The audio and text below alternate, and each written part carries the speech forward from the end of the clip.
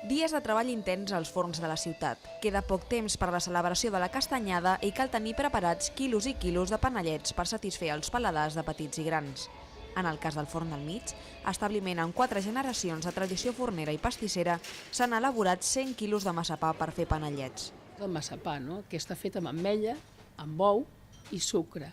Llavors, aquí se li afegeix una cirera, o se li afegeix llema, o se li afegeix una marmelada de maduixa, de kiwi, però sempre productes naturals, mai colorants, i bé, i a partir d'aquí es fan amb diferents sabors.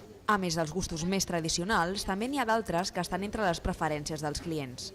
Aquest any tenim els tipus, els tradicionals, l'ametlla i el pinyó com sempre, coco, el dàtil amb coco que fem, el de llema, després el de codony, que és un panellet que normalment l'apreciem molt, el de gers, que és el que potser és un panellet estrella perquè treballem amb una marmelada que fem nosaltres a l'obrador.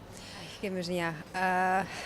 El d'avellana, el de cafè, el cafè i la llimona, que són dos clàssics. Aquests dolços tradicionals, que s'elaboren de forma totalment artesanal, tenen un preu aproximat de 40 euros al quilo.